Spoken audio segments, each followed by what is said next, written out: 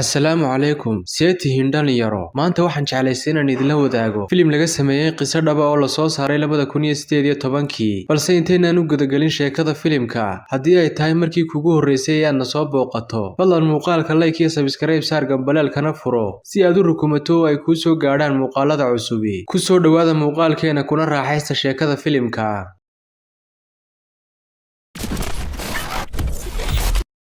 6 September 2006 gabadh 14 jir oo lagu magacaabo Elizabeth waxa afduubtay nin iska dhigaya sarkaal boolis oo lagu magacaabo Vincent Filow dhacdooyinkii ugu xumaa ee kala kulantay ninkan waxa laga sameeyay filimkan lagu magacaabo Girl in the Bunker filimkuna wuxuu ku bilaabmayaa Elizabeth iyo ardaydii ay isku gareerka ahaayeen oo ku dhex jira fasalka wax yar kadib nin ayaa soo galay fasalkooda wuxuuna toos ula hadlayaa macallimada inta kadib macallimadii waxa uu yeedhay Lucy oo ah Elizabeth saaxiibadeed markii ay iskuulka ka yimaadeen Elizabeth ayaa gabadh lagu magacaabo Amanda kala hadashay arrinta Lucy Amanda waxay ugu jawaabtay inaanay waxba ka ogeyn arrinkan laakiin ay aragtay booliska oo yimi maalmo ka hor guriga Lucy markii ay Elizabeth guriga ku soo laabatay waxay wacday hooyadeed waxayna u sheegtay iyada iyo walaalkeed ka yar ee Bobby inay joogaan guriga habeennimadii dhammaan qoyska Elizabeth waxay wada qaadanayaan waqti meel aan guriga ka fogeyn waxaanu aragnaa inayna wajigiisa arkayn oo qodaya dhulka subaxnimadii qoyska oo dhamme waxay isu diyaarinayaan hawl maalmeedkooda qofkii ugu horeeyay ee guriga ka baxaana wuxuu noqday Don oo ah aabaha qoyska hooyaduna waxay Elizabeth iyo Bobby u diyaarinaysaa baska iskuulka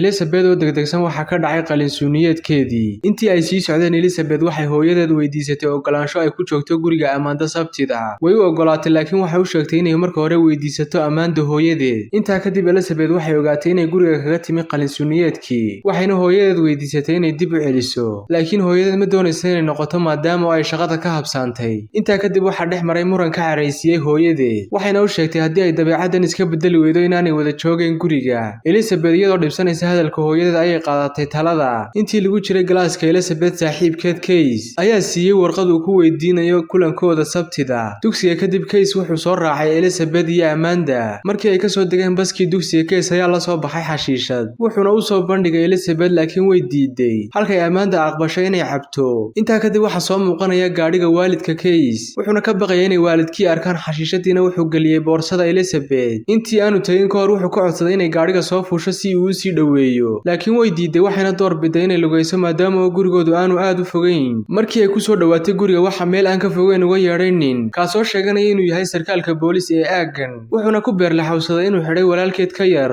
si kastaba ha ahaatee markii ay u soo dhawaatay wuxuu gacmaha kaga xidhay katiinad isagoo ku eedeeyay inay sidato mukhaadaraad waxay isku dayday inay u sheegtay inaanay arrinkan waxba ka ogeyn balse markiiba bam ayuu qoorta kaga xidhay wuxuuna uga digay inay qarxi doonto haddii isku daday inay baxsato intaa kadib uu soo kaxeeyay isagoo u sheegaya inuu u geyn doono walaalkeed ka yar Elizabeth si ay u badbaado waxay ku qasban tahay inay raacdo amarada ninkan dhanka kale guriga Bobby oo jooga waxa soo wacday hooyadii wuxuuna u sheegay Elizabeth inaanay wali iman laakiin hooyadu waxay u qaadatay inay soo habsantay oo kaliya muddo yar kadib mar kale ay soo wacay si uu weydiiso inay timi wuxuuna u sheegay inaanay wali iman laakiin hooyadu waxay u sheegtay inuu walaashii ka raadiyo agagaarka wadada iyo meesha ay baska kaga degto isla waqtiga waxay wacday Amanda si ay wax uga weydiiso Elizabeth dhinaca kale Elizabeth ayaa ninkan ay booliska moodaysa weydiisay sababta uu keenay keenta laakiin ugu dambeyn wuxuu u sheegay inuu afduubtay sidoo kale wuxuu u sheegay haddii ay isku daydo inay baxsato inuu toogan doono Elizabeth aad ayay u cabsatay maadaama ay ogaatay inaanu ninkani boolis ahayn muddo yar kadib ninkii wuxuu furay god dhulka ka qodan wuxuuna ku amray inay gasho gudaha godka cabsida ayaa aad ugu sii badanaysa waxayna afduubaha ka codsatay inaanu dhibin hooyadii Elizabeth waxay guriga ku soo laabatay iyadoo warwarsan waxayna bilowday inay gabadheeda ka raadiso jidka waxayna si lama filaan ah ula kulantay Amanda iyo hooyadeed oo kula taliyay inay arrinka booliska u sheegto intaa kadib waxay wacday booliska iyadoo rajaynaysa inay ka caawinayaan raadinta inanteeda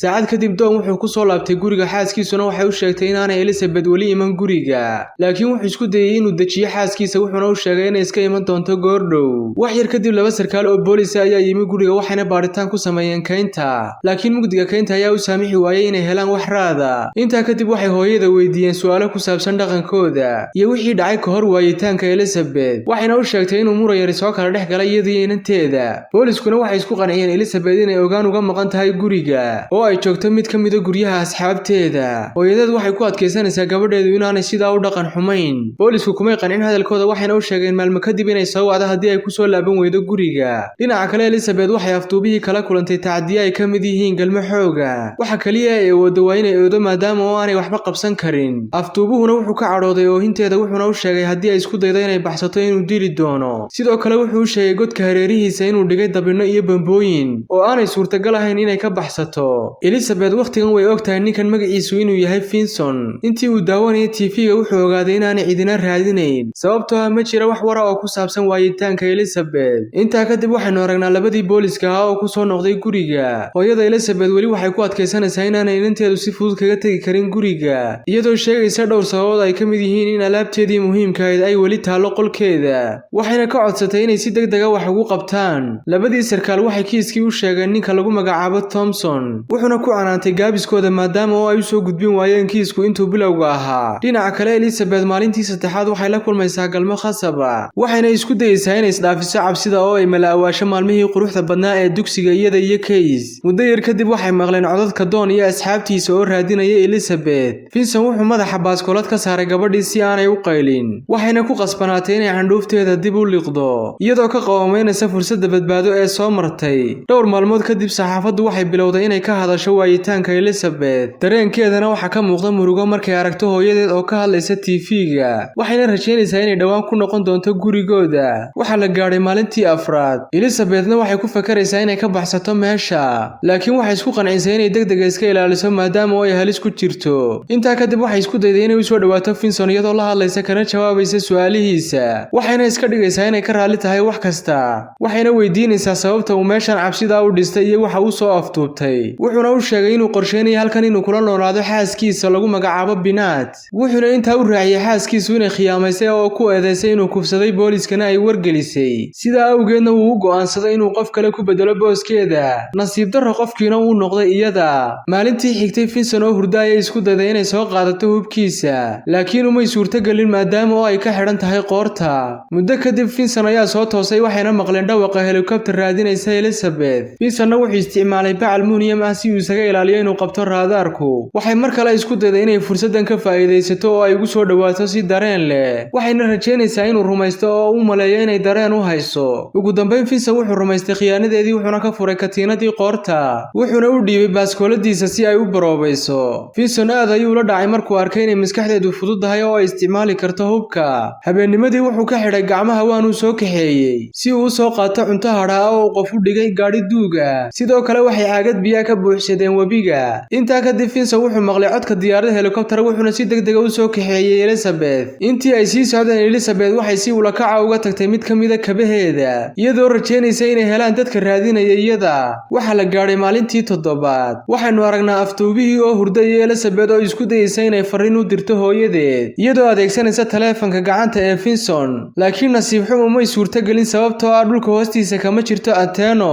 laakiin waxay isku dayday inay banaanka u soorto taleefanka si ay ugu baxdo fariintu waanay u suurta gashay waxayna si degdeg ah u masaxday fariintii si aanu u ogaanin intaa kumay joogina waxay isku dayday inay gacanta ku dhigto hubkiisa si ay u toogato way suurta gashay laakiin markii ay isku dayday inay toogato waxay aragtay inaanay rasaasi ku jirin waxayna ka quusatay rajadii ahayd inay disho dhanka kale Thompson wuxuu waalidka Elizabeth ku wargeliyay inay joojin doonaan raadinta maadaama oo laga yaabo Elizabeth inaanay joogin aagan maalintii sideedaad Elizabeth hooyadeed ayaa aragtay fariinta ka timi inanteeda waanay ku faraxday maadaama oo ay ogaatay inay weli nooshahay Donna wuxuu kula taliyay inaanay dib u wicin lambarka ee ay booliska ku wargeliso laakiin boolisku waxay u arkaan arrin fudud waxayna u ogolaadeen inay dib u wacdo nasiib wanaag hogaamiyihii booliska ayaa yimi waqtigii saxda ahaa wuxuuna u diiday inay wacdo lambarka maadaama oo ay khatari kaga iman karto Elizabeth maalintii sideedaad waxay boolisku shirkadda telefoonada ka raadiyeen mulkiilihii lahaa lambarkan waxayna ogaadeen lambarku inuu ku diiwaan gashan yahay gabadh lagu magacaabo Katrina Heath booliskuna waxay isla markiiba soo gaadheen gurigeeda markii ay soo gaadheen guriga mid ka mid ah booliska ayaa xasuustay inuu hadda ka hor yimi gurigan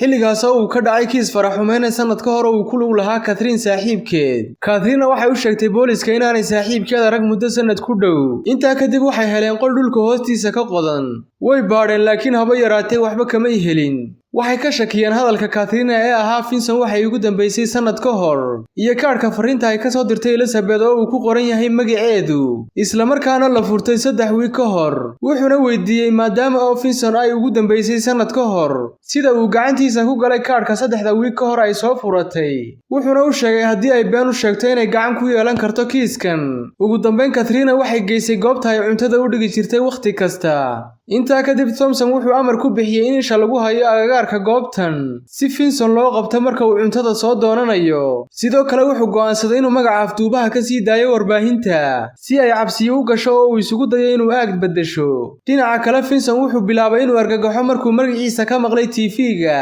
taasoo ku kaliftay inuu ka shakiyo Elizabeth inta kadib wuxuu jeegareeyay taleefankiisa gacanta laakiin waxba kama helin Elizabethna waxay isku dayaysaa inay u sheegto inay jeceshahay oo ay doonayso inay la joogto waxay kaloo u sheegtay haddii ay boolisku qabtaan inay wada gali doonaan xabsiga iyadoo ka faa'iideysanaysa cabsidiisa waxay u sheegtay inuu ku qasban yahay inuu ka baxo goobta halka markuu xaalku maray waxay ogaatay gabadhii uu ku sheegay inay tahay xaaskiisa inay ahayd saaxiibada Lucy wuxuu kaloo u sheegay gabadha cuntada u keentay inay tahay Lucy hooyadeed ugu dambeyn Finson wuxuu ku raacay ra'yigeedii ahaa inuu ka tago kaligeed waan u baxay Elizabethna waxay ku dhiiratay inay ka soo baxdo godka inkastoo uu sheegay inay dabino iyo bambooyin ay ku aasan yihiin hareeraha godka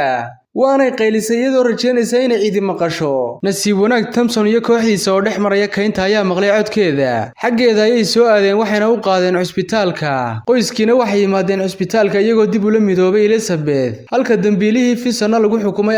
421 sano oo xabsi ah filimkuna wuxuu ku dhamaanayaa halkan waad ku mahadsantihiin daawashada muuqaalka